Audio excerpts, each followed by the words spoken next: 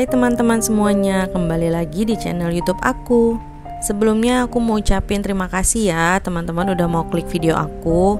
Dan jangan lupa dukung channel aku dengan cara klik subscribe, karena subscribe itu gratis. Di video kali ini aku mau bahas mengenai sinking fund. Nah, ini adalah video pertama aku mengenai budgeting keuangan. Nah, aku mulainya dari sinking fund ya. Pertama-tama aku mau jelasin dulu apa itu sinking fund. Jadi, sinking fund itu sebenarnya dana khusus yang sengaja disisihkan untuk tujuan tertentu yang pada umumnya tidak mendesak.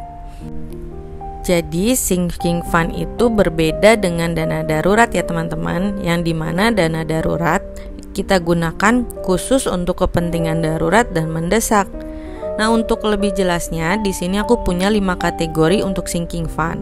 Sebelum lebih lanjut, aku mau disclaimer dulu bahwa apa yang aku cantumkan di video ini versi keuangan rumah tangga aku. Jadi belum tentu sama dengan teman-teman semua. Jikalau teman-teman punya kategori sinking fund lain dan berapapun nominalnya, disesuaikan aja ya teman-teman dengan kehidupan rumah tangga teman-teman masing-masing. Oke, di sini aku mulai. Kategori pertama aku adalah pajak kendaraan. Aku harus membayar pajak kendaraan aku di bulan September dan Oktober sekitar 1.700.000, yang dimana aku udah mulai dari bulan Januari, sehingga aku perlu waktu 9 bulan untuk mencapai target tersebut. Jadi per bulannya aku harus menyisihkan 190.000 per bulan agar aku bisa membayar pajak kendaraan di bulan September dan Oktober teman-teman. Nah, jadi cara kayak gini itu bisa membantu meringankan beban aku ketika nanti aku harus bayar di bulan September itu teman-teman. Nah, ini kategori pertama, pajak kendaraan.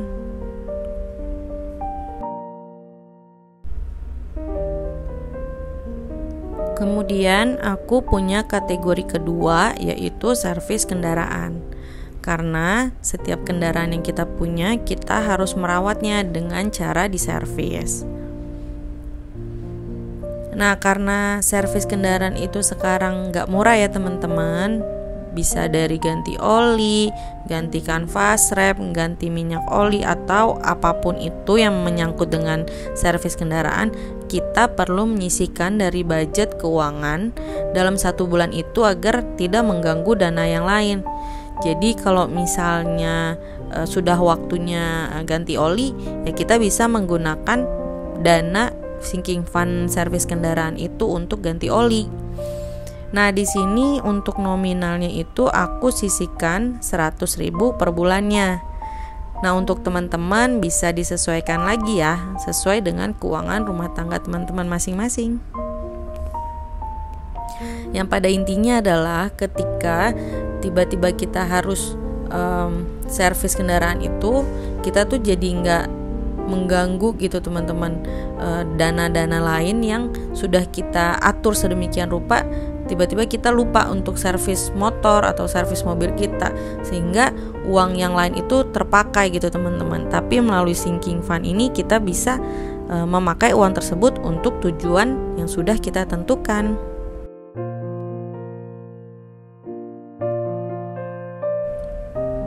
Nah, untuk kategori selanjutnya ada holiday.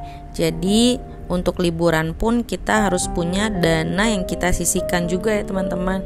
Jangan tiba-tiba kita mau liburan tapi pada akhirnya belanja bulanan kita atau belanja mingguan kita tuh dipotong gitu teman-teman dari situ.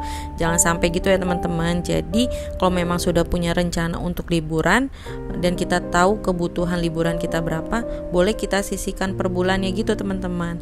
Nah, tapi kalau aku di sini aku masih belum tahu ya mau kemana liburannya, tapi aku mau sisihkan dulu karena kan masih pandemi juga ya teman-teman. Nah, di sini aku cukup mensisihkan itu hanya 50.000 per bulannya aja. Tapi kalau misalnya nanti aku udah uang lebih, itu juga aku bisa tambahin lagi gitu teman-teman untuk dana liburan ini. Yang intinya aku nggak mau ganggu budget lain gitu, budget uang yang lain untuk sekedar liburan. Jadi liburan memang aku udah punya tabungannya gitu teman-teman. Nah, mungkin teman-teman punya rencana liburan lebaran atau libur Natalan. Nah, boleh nih teman-teman disisihin dari awal, dari sekarang gitu untuk dana-dana liburan tersebut, teman-teman.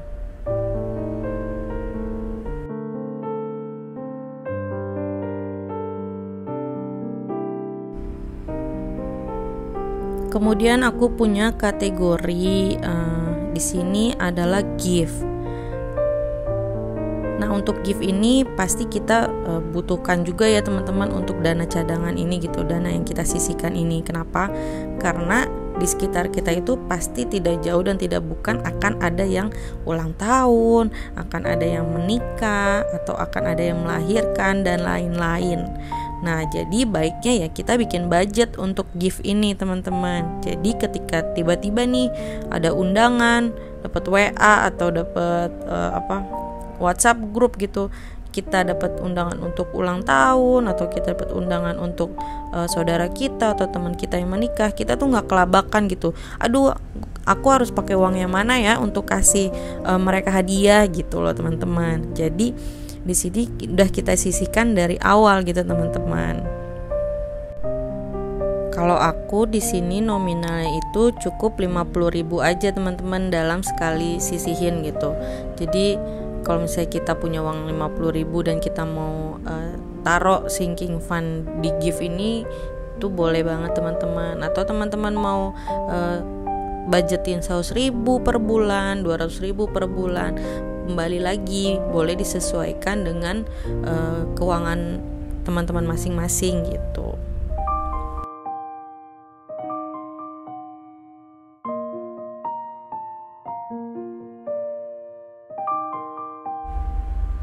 Nah, untuk kategori yang terakhir ini aku pilih sinking fund untuk logam mulia. Jadi di sini aku menyisihkan uang bulanan untuk menabung logam mulia. Karena logam mulia termasuk investasi ya teman-teman. Target aku belum bisa besar karena keuangan aku masih terbatas. Jadi aku mulai dengan menargetkan untuk 1 gram logam mulia. Nah, untuk nominalnya di sini aku menyisihkan 100.000 per bulan dan aku akan jalanin selama 12 bulan. Ya lumayan ya teman-teman, meskipun cuma 1 gram, tapi kalau kita tabung dari 1 gram itu lama-lama akan menjadi bukit ya teman-teman, bisa kita tukar dengan nominal yang lebih besar. Nah, menurut aku investasi yang paling cepat sebagai ibu rumah tangga itu ya investasi logam mulia ini ya teman-teman, karena kita bisa kumpulin uangnya itu nggak langsung nominal besar gitu teman-teman, sedikit demi sedikit kita bisa dapat 1 gram, bahkan sekarang ada yang jual setengah gram juga ada ya teman-teman kalau nggak salah gitu. Jadi dengan uang minimal kita pun sebagai ibu rumah tangga yang mengelola keuangan bulanan gitu, itu gampang banget gitu untuk bisa investasi di logam mulia ini teman-teman. Jadi aku udah punya 5 kategori sinking fund pertama aku teman-teman. Nah, kalau teman-teman mau menambahkan kategori seperti alat dapur baru, atau teman-teman mau punya baju baru atau motor baru, atau apapun tujuan teman-teman, boleh banget ya disesuaikan aja gitu sinking fund ini dengan kebutuhan teman-teman. Dan tujuan utamanya dari sinking fund adalah agar kita bisa mengatur keuangan kita agar tidak minus atau jadi malah berhutang untuk mencapai tujuan kita tersebut. Nah, semoga video aku kali ini bisa menginspirasi dan bermanfaat ya teman-teman. Sampai jumpa di video berikutnya. Dadah.